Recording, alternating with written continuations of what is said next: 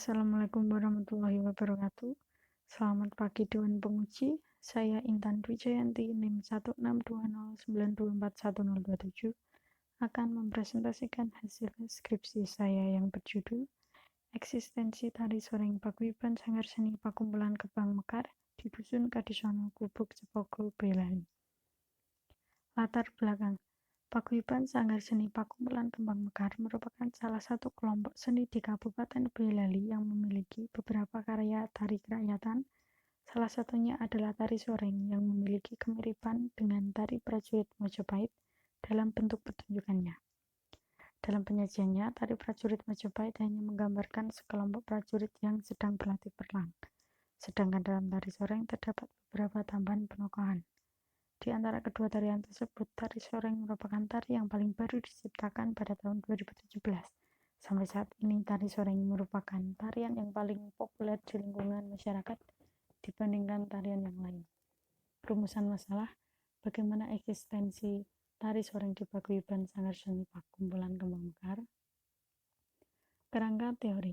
Menurut Chef M. Dakun, kata eksistensi berasal dari kata eksistere dari kata ex keluar, dan sister membuat sendiri yang berarti apa yang ada, apa yang memiliki aktualitas, apa saja yang dialami. Pengertian tersebut merupakan suatu penekanan bahwa sesuatu itu ada dan benar keberadaannya.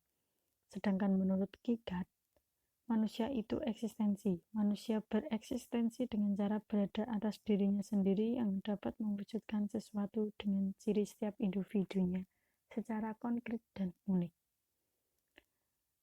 Menurut Kusudiarjo, tari kerakyatan merupakan tarian yang tumbuh dan berkembang di kalangan masyarakat lokal yang muncul sejak zaman primitif dan diturunkan secara turun-temurun sampai sekarang.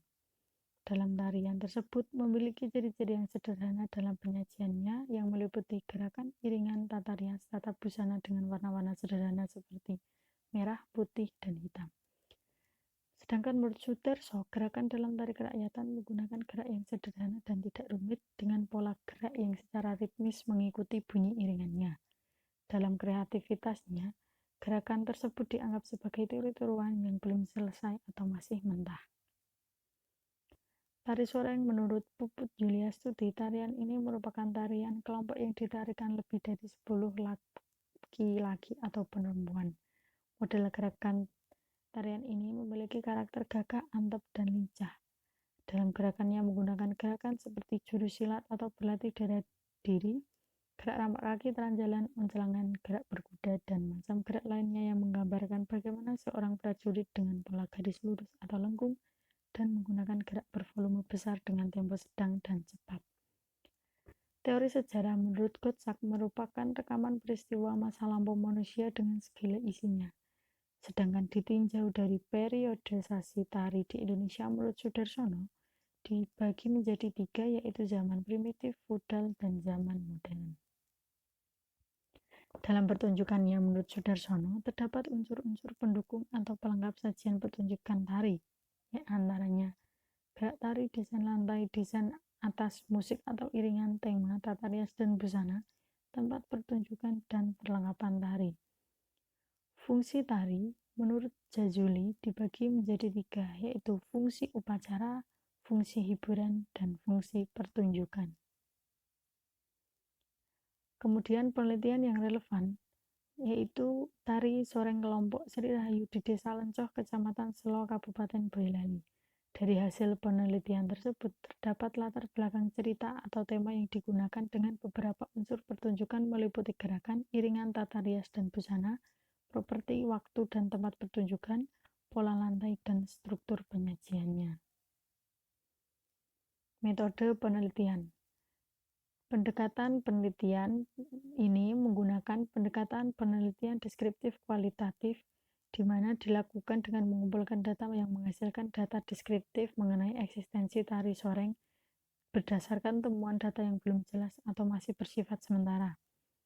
Setting penelitian dilakukan di Dusun Kadisono, Gubuk Cepogo, Boyolali. Teknik pengumpulan data melakukan observasi, yaitu pengamatan dan pencatatan pada berlangsungnya pementasan, wawancara terhadap narasumber yaitu pimpinan paguyuban, penata tari, penata irangan, dan pihak terkait. Ketiga, dokumentasi, yaitu menghasilkan berupa foto, video, rekaman suara, dan catatan. Kemudian teknis analisis data menurut Mills dan Huberman, yaitu yang pertama pengumpulan data berupa data-data mentah, hasil observasi, wawancara, dan dokumentasi mengenai tari soreng.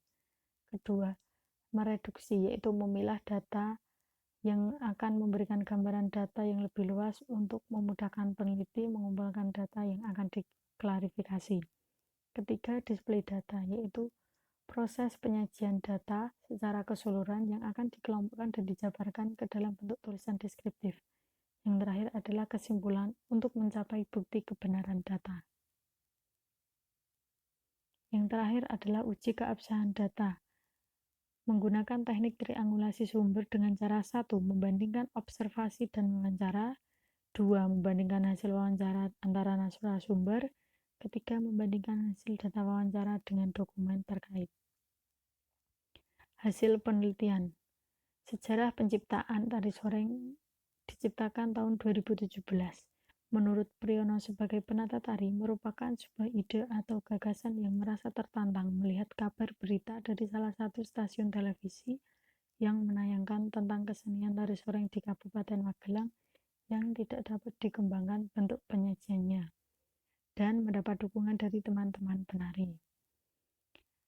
Ide tersebut mendapat persetujuan oleh Junaidi sebagai ketua paguyuban, yaitu selain untuk mengikuti perkembangan zaman, juga dapat menambahkan beberapa variasi karya untuk memberikan tingkat kemajuan paguyuban. Namun, bukan hanya sekedar ikut-ikutan, harus dirintis dari sejarah cerita klasik. Berikut sejarah ceritanya mengenai tahta dan warisan yang mutlak menjadi milik Haryo Penangsang. Dalam pertunjukannya disajikan dengan lebih modern atau gebyar dan menggambarkan Adipati Haryo Penangsang beserta prajuritnya yang berlatih perang dengan properti pedang, tameng, dan tombak. Sejarah perkembangan terjadi pada tahun 2017 dengan menambahkan beberapa tokoh yaitu Patih Ronggomentaun dan 2 pekadek sebagai banyolan atau lelucon dan prajurit putri. Struktur pertunjukan. Terdapat penghormatan awal atau pengenalan prajurit, yang kedua inti pelatihan perang bersama, ketiga penghormatan terakhir yang dilanjutkan dengan adegan kesurupan atau ndadi. Unsur pendukung dalam gerakannya memadukan dari gerakan jurus-jurus silat, melawan atau menghindar.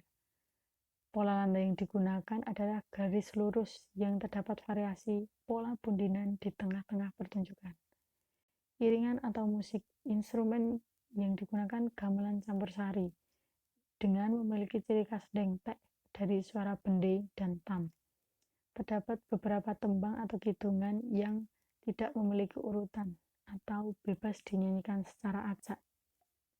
Tata rias yang digunakan terdapat 3 jenis korektif untuk Haryo Penangsang dan para prajurit, rias karakter Ronggomentaun, dan rias fantasi untuk pekadek.